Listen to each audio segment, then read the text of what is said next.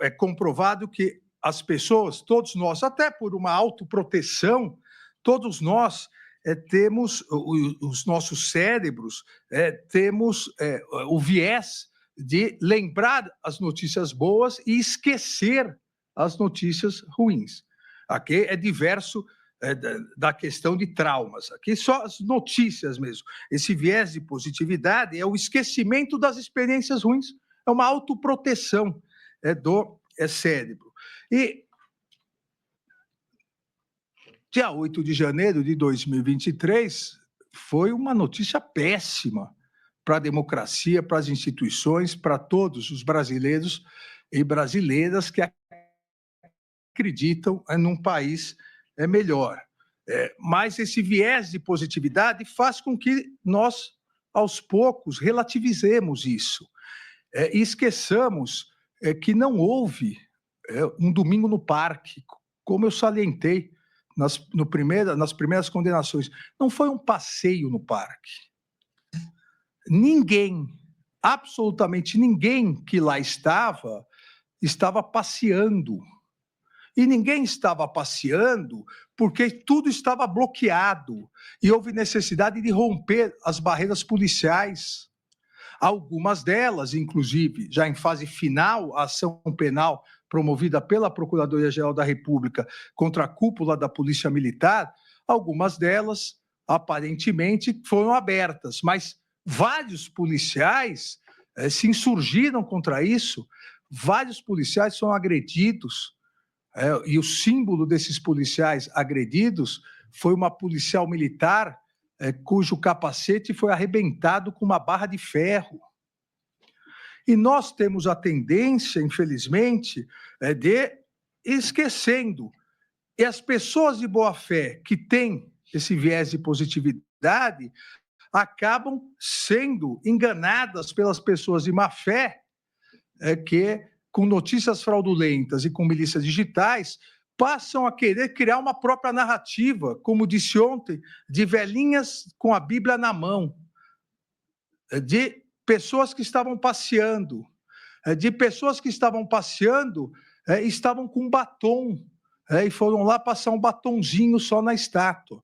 Então, presidente, eu já conversei com Vossa Excelência e pedi autorização. A materialidade desses crimes, ao invés de eu ficar aqui falando meia hora, em 5 minutos do vídeo que nós vamos mostrar, a materialidade fica comprovada, porque a materialidade exige violência ou grave ameaça.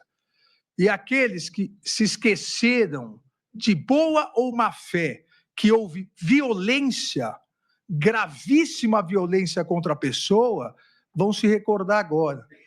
Há um policial que foi retirado do seu cavalo e agredido covardemente. Os policiais judiciais aqui, nossos, precisaram resistir bravamente, gastaram toda a munição, não letal, obviamente, que não houve autorização para se utilizar munição letal, gastaram todas bombas de efeito moral para não deixar os invasores, os golpistas invadirem esse anexo 2 e destruírem processos sigilosos que são físicos. Nós tivemos aqui servidores, nossos policiais, feridos gravemente. É um absurdo pessoas dizerem que não houve violência, não houve agressão, consequentemente não houve materialidade. Então eu peço, por favor, para que se coloque o vídeo de comprovação da materialidade dos delitos.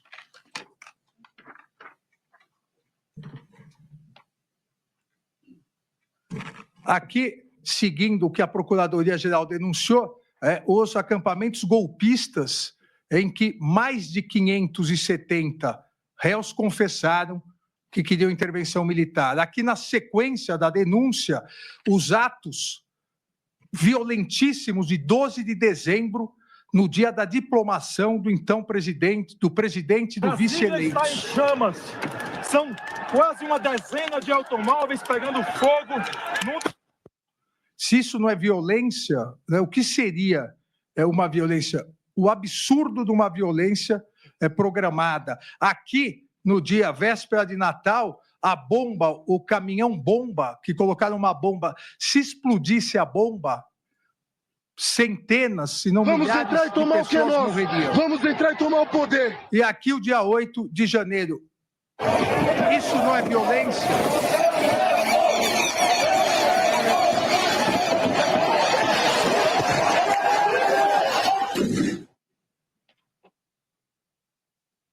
As pessoas, ninguém estava passeando. Havia uma barreira policial e todos invadiram, agredindo os policiais que jogavam, vejam, jogavam gás de pimenta. As pessoas invadindo.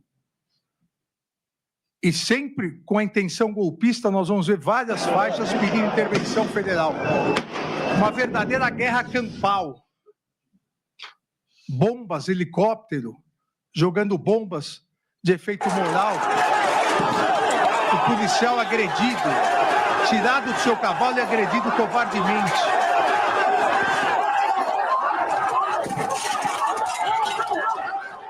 Aquele ataque no capacete, que a pessoa ele se deu após a queda. Eu caí, subi aquela lateral ali do Congresso, quando já estava na N1, que eu estava passando pelo gradil, que eu fui puxado novamente, aí que eu estava me defendendo com o meu escudo. Nesse momento, eles estavam me arrastando pelo escudo. Eu resolvi soltar o escudo para que eu pudesse me defender melhor. Quando eu soltei o escudo, foi o momento que eu tomei um chute e fui jogada no chão. Aí, no momento que eu caí no chão, é que eu recebi o golpe com a barra de ferro na cabeça. Meu Deus. O Congresso Nacional, Palácio do Planalto, nenhuma Bíblia é vista e nenhum batom é visto nesse momento.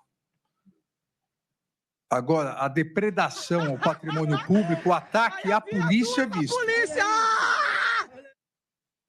O pedido de intervenção militar, que é o golpe, intervenção no Congresso. Muita gente lá fora, pessoal. Muita gente lá fora, pessoal. A polícia não conseguiu conter o pessoas filmando, incentivando mais pessoas a ver a resistência da Polícia Legislativa. Mantém a linha, galera! Mantém! Bombas. Moral, pô! Escudeiro!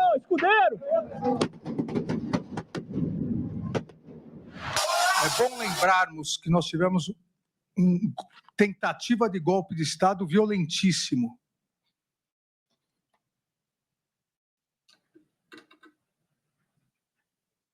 Fogo, a destruição ao patrimônio público.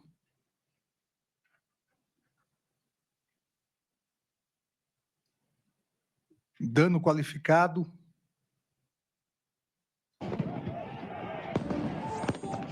E agora o Supremo Tribunal Federal.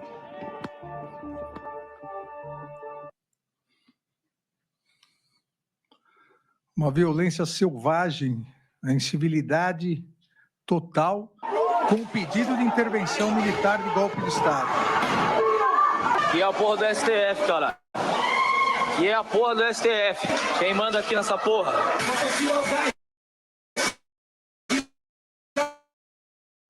Que é a porra do STF, caralho. Quem manda aqui?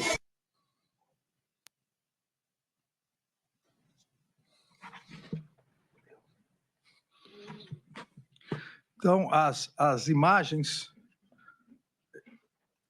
usando um chavão, uma imagem vale mais do que 1000 palavras, essas imagens acho que não deixam nenhuma dúvida da materialidade, da gravidade dos delitos praticados numa sequência narrada pela Procuradoria-Geral da República, desde os acampamentos, pedindo intervenção militar, os atos do dia 12 de dezembro, no dia da diplomação, onde, inclusive, se tentou invadir a Polícia Federal depois de se colocar fogo em ônibus. No dia, às vésperas do Natal, a tentativa de explosão de uma bomba no aeroporto e, na sequência, culminando com o que narra a Procuradoria-Geral da República no dia 8 de janeiro. Então, nesse sentido, a denúncia descreve as condutas criminosas, a materialidade e possibilitando que as defesas possam exercer seu amplo direito, porque as ações sucessivas são descritas de forma coerente, clara, circunstanciada, todos os atos que a Procuradoria-Geral da República imputa aos denunciados. Não há, portanto, nenhuma inépcia da denúncia como alegado pelas defesas, porque a descrição fática da denúncia permite o pleno exercício do contraditório, da ampla defesa, não havendo, me parece, com certeza, nenhuma dúvida da exposição, como eu disse, clara e compreensiva de todos os requisitos exigidos pelo artigo 41. Da mesma forma, está presente a justa causa para a instauração da ação penal. Sabemos que o recebimento da denúncia, além dos requisitos previstos no artigo 41 do Código de Processo Penal, exige o seu recebimento à justa causa previsto no artigo 395-3 do também Código de Processo Penal, a justa causa que deve ser analisada dentro daquele tripé dos seus três componentes, a tipicidade, punibilidade e viabilidade, de maneira que a denúncia tem que vir sustentada por um suporte probatório mínimo a indicar a imputação. E esse suporte probatório mínimo deve vir ou com inquérito policial, ou peças de informação, ou mesmo o procedimento de investigação criminal do Ministério Público, instruindo a denúncia com elementos sérios e idôneos que possibilitem ao julgador, seja o juiz de primeira instância, seja essa primeira turma do Supremo Tribunal Federal, verifique a possibilidade e a viabilidade da ação penal, para que durante a instrução, e aí sim, somente mediante o contraditório, a ampla defesa, o devido processo legal, uma vez recebida a denúncia, possa o tribunal analisar detalhadamente a autoria de cada um dos crimes imputados aos denunciados. Então, eu insisto sempre, o que já foi dito ontem, não só por mim, mas pelo ministro Flávio, na sequência, pelo ministro Fux, pela ministra Carmen, pelo ministro-presidente, o ministro Zanin, é que o recebimento da peça acusatória não representa análise de culpabilidade de nenhum dos denunciados. O recebimento da peça acusatória depende da materialidade dos crimes, que está comprovada, mas não é uma cognição exauriente dos fatos. É um mero juízo de delibação quanto à existência dos crimes, materialidade e indícios mínimos de autoria. Nesse sentido, a peça acusatória da Procuradoria-Geral da República apresentou, em relação aos 8 denunciados, apresentou os indícios mínimos e razoáveis de autoria que possibilitam a instauração da ação penal e, a partir daí, o contraditório e toda a instrução processual.